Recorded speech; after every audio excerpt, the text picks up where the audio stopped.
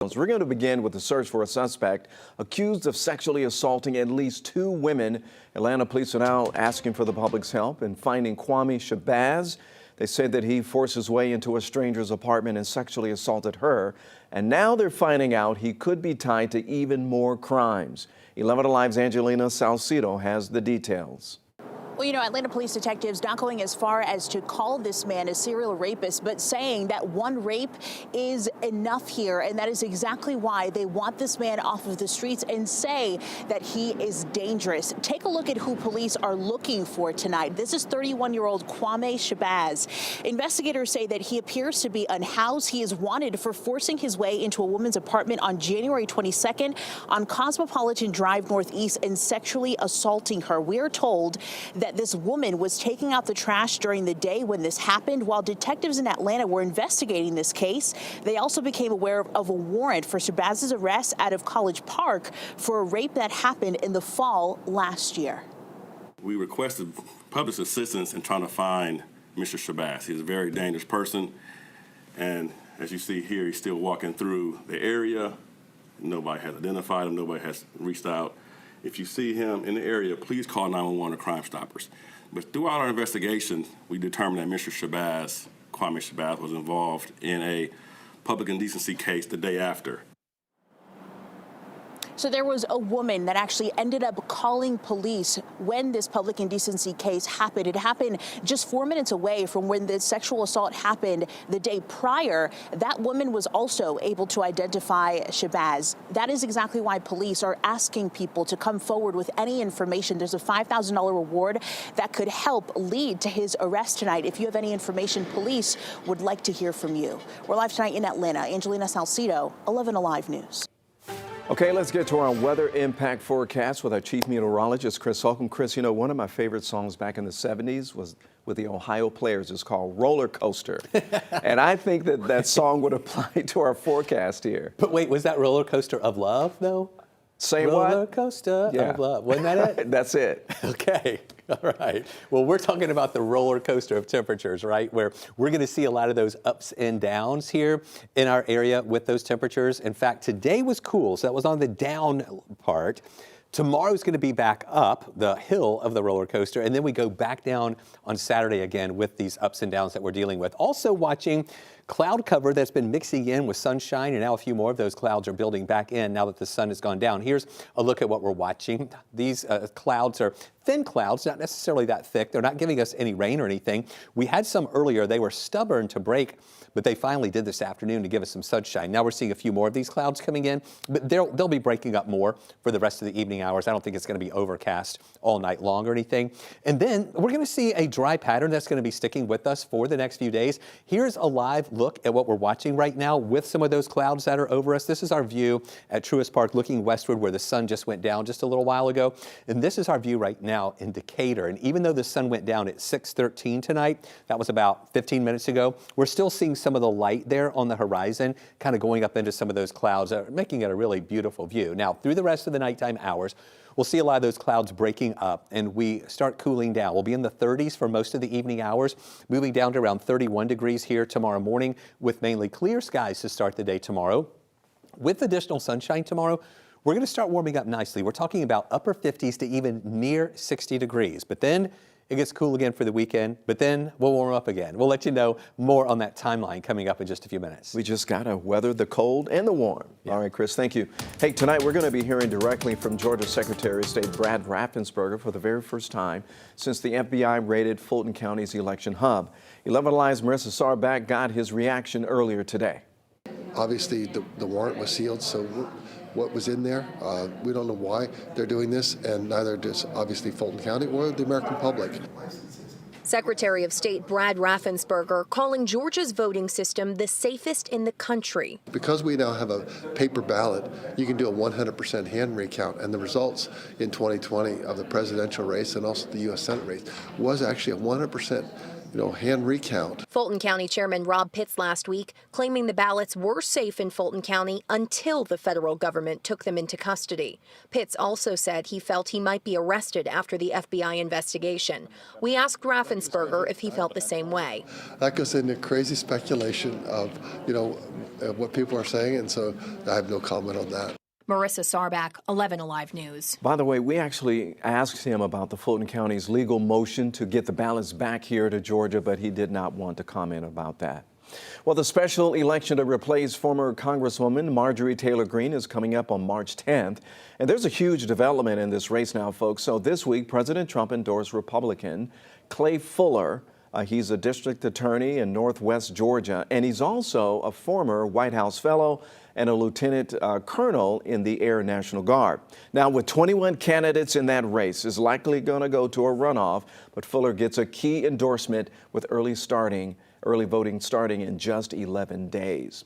Tonight, we got some brand new video capturing a house fire that killed 4 people in DeKalb County. It happened Wednesday night. Investigators are still trying to figure out a cause here.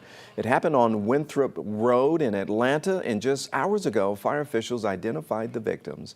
They're 43-year-old Joseph Thomas, 70-year-old Willie Smith, 70-year-old John Chambers, and 73-year-old Mary Ann Chambers. Neighbors we spoke with today said that they lived in that home for about 20 years. It saddens me that happened to them because they were such a nice family. Neighbors also told us that there were children inside the home, but they managed to get out. Well, the man accused of shooting someone inside the Decatur Library making his first court appearance today. DeKalb County Sheriff's Office says that Medicus Brown turned himself in this morning. The victim of Monday night's shooting remains in critical condition. The library plans to reopen next week with a larger police presence. The city says that it's also reviewing its security procedures, and soon DeKalb County will begin installing security cameras at all county libraries as all part of a nearly $2 million plan approved last year. All right, coming up next on 11Alive Plus, an investigation into the death of a 5-year-old boy in Cobb County, what warrants reveal about the alleged ongoing abuse. And a detention center that could triple one Georgia town's population overnight. Local leaders say they still don't have answers from ICE.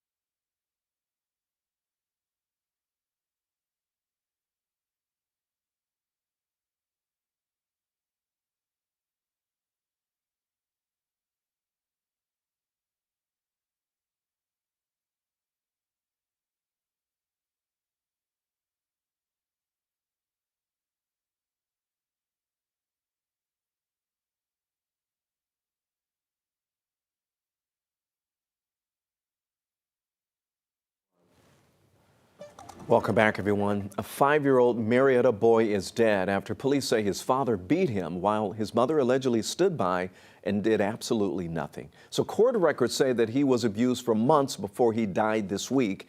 11Alive Chase Howell breaks down the warrants and speaks to a former prosecutor about the gravity of this case.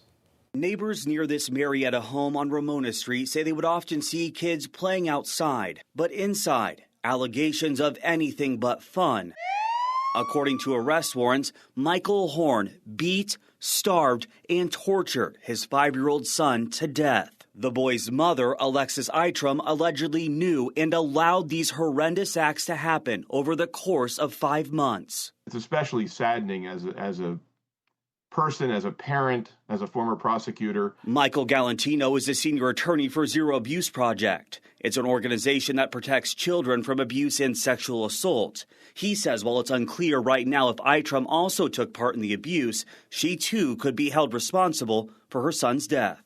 Georgia actually has a statute called party to crime, which criminalizes the second parent, even if they can honestly say, I didn't physically hurt my child. The warrants also allege the abuse happened in front of the couple's 4 other children, their ages ranging from 1 to 10 years old. I've handled a number of cases in my career where one child out of several bears the brunt of the abuse. In Marietta, Chase Howell, 11Alive News. The city of Social Circle is now worried a massive Immigrations and Customs Enforcement detention facility could actually end up opening up by April. 11Alive's Grace King shows us what that could look like. Social Circle doesn't want an ICE detention facility. Putting 10,000 beds in the community effectively triples the population overnight. But city manager Eric Taylor says his phone call with Congressman Mike Collins Wednesday all but confirmed it. He was informed at that point that the funds were in escrow and it was moving towards final purchase of the property. Taylor says that means this warehouse on East Hightower Trail could house detainees as soon as April. To this very minute, we have still had 0 conversations with anybody with the Department of Homeland Security, Immigrations, Customs Enforcement, or building ownership. He says that worries the city and those who live there. This facility is so completely wrong for this community. That's why we have such complete unanimous opposition. People across every political spectrum, you know, from very conservative to very liberal, are completely opposed to having this come in. In Social Circle, Grace King, 11Alive News. Now, we have reached out to the Department of Homeland Security and ICE multiple times for any details about this detention facility. And so far, neither has shared any plans or information. We have temperatures right now that have been holding in the 40s all day. It is going to be warmer tomorrow, but don't get used to that because we've got a lot of ups and downs with these temperatures ahead. I'll let you know when we're finally going to warm up in just a few minutes.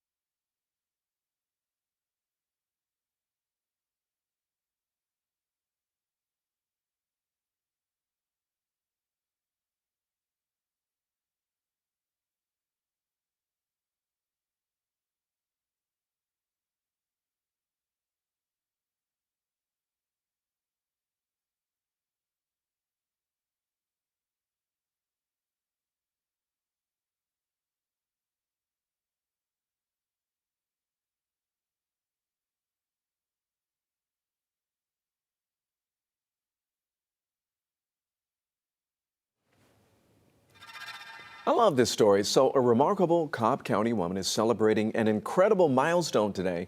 Marge Hatcher is now turning 107 years old. And this was not just any birthday party today. Firefighters, sheriff's deputies, music, dancing, and even a few kazoos helped mark that moment. Our very own Caitlin Ross was lucky enough to score an invite to the party. The room fills slowly, a buzz building for a celebration more than a century in the making. Every day is a gift for Marge Hatcher, who holds on to the things that bring her joy. I like to read. I like to work in the yard. And she loves the Atlanta Braves. Go Braves! So the Canterfield at Kennesaw filled the room with everything that makes her smile. Program director Sally Wells says she's easy to celebrate. She gets along with everybody. She loves everybody. She has a great sense of humor.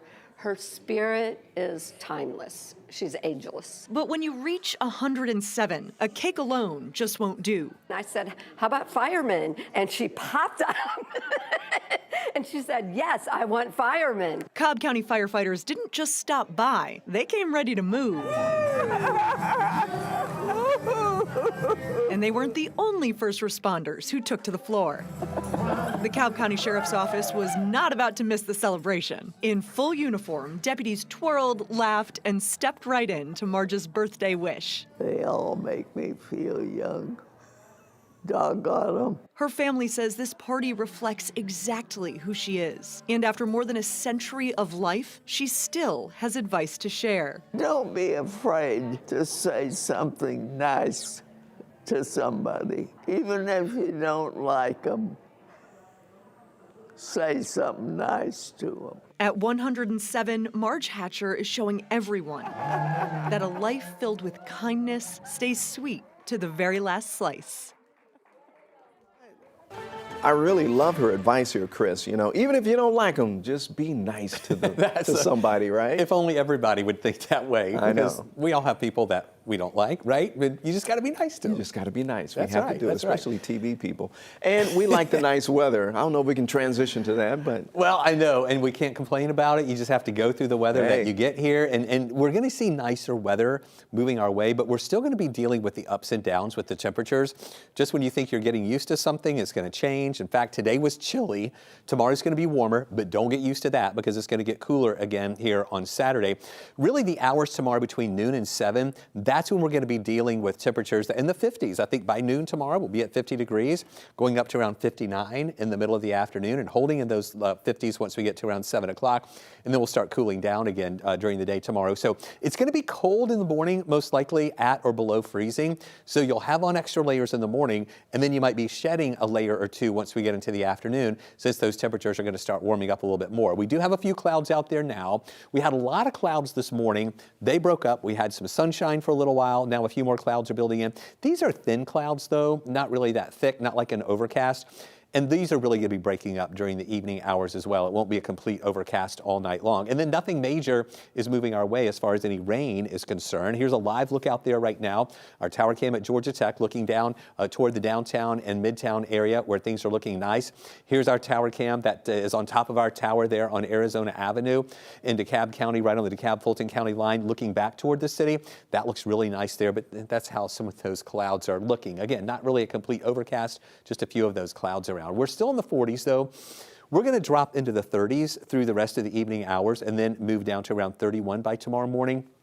We already have some 30s in spots like in Covington, Eatonton, Thomaston, LaGrange on the south side, Athens in the 30s, Carrollton's in the 30s, and up north in Gainesville, Canton in the 30s, and even Blairsville right now coming in at 29 degrees. It's going to be a cold start in the morning, but this is when we're going to see the up of the ups and downs moving our way. Plenty of sunshine. We're up to 59 degrees.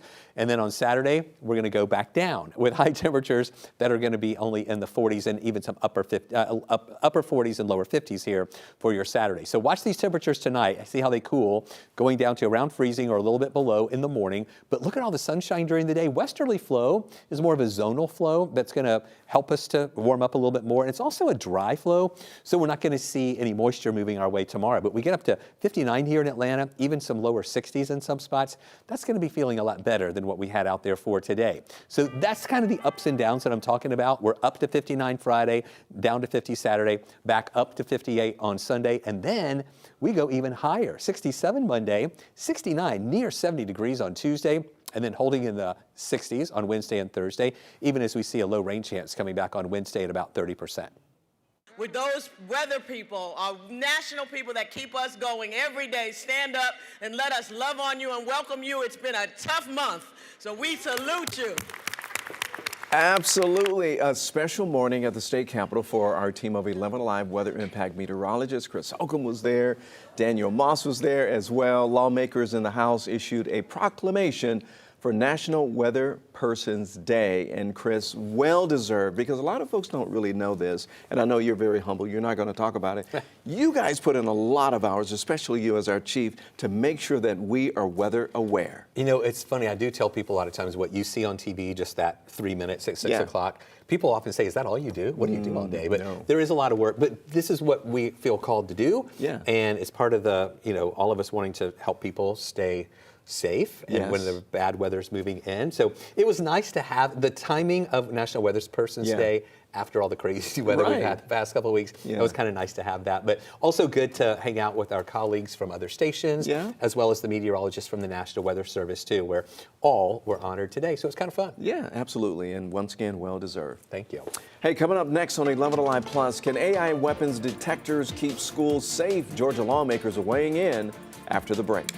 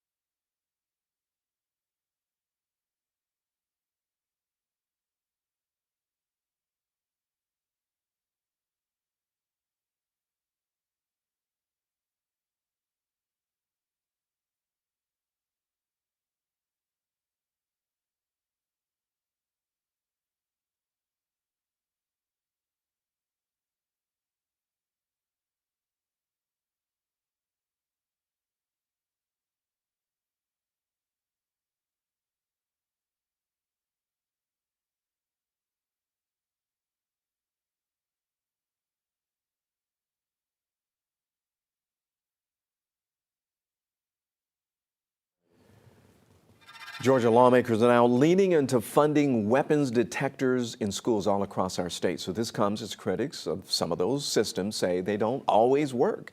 11Alive Doug Richards has more on what the state might do.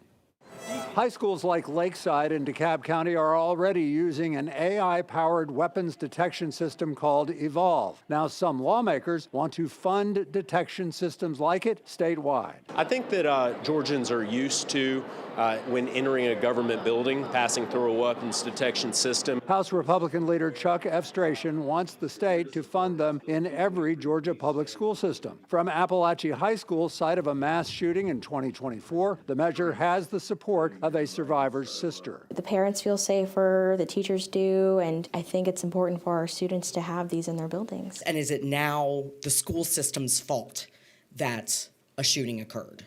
I'm concerned about that. At the Capitol, lawmakers heard from a few skeptics. The Evolve system lets users walk through without emptying their pockets. In 2022, a field test showed the system detected almost every gun, but missed one particular type on 2 walkthroughs. It also failed to detect 4 out of 10 knives. Yet its support was strong at this hearing. If you're here to support House Bill 223, please stand so the committee can see you.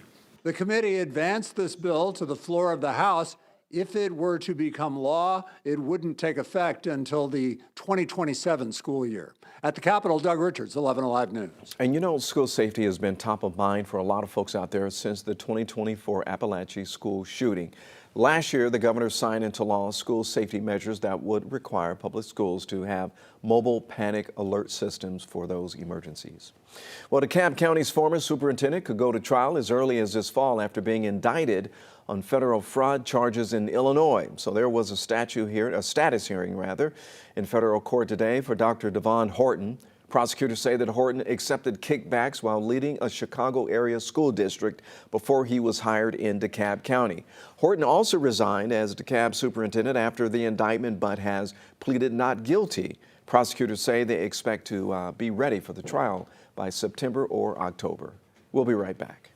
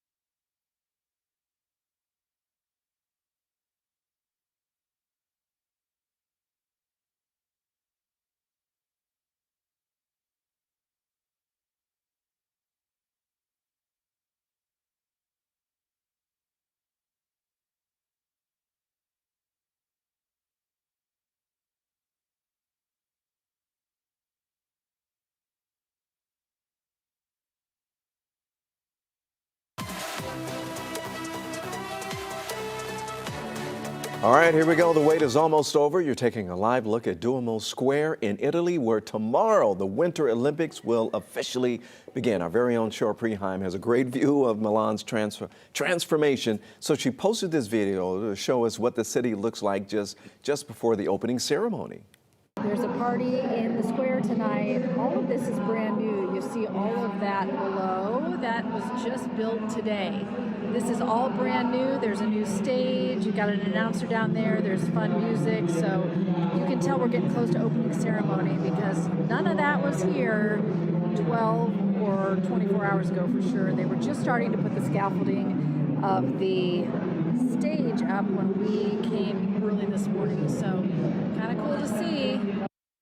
All right, so keep in mind there is a time difference. The opening ceremony for us is tomorrow at 2 p.m. You can watch it live on 11Alive and on Peacock. And I have to say about Shore Preheim, she is putting out the content, whether it's on 11Alive Plus or even it's on Instagram, just giving us a behind-the-scenes look at all of that. Follow her because she's got some really good stuff there. And I think once the opening ceremony happens Yeah. and people start watching, Right. that's going to get everybody even more fired up, Yeah, you know, and of ready for course. the whole competition and just getting into the drama of Yeah. everything, of all the competition that we have out there. So yeah, she's a good person to follow. Yeah. Also, keep an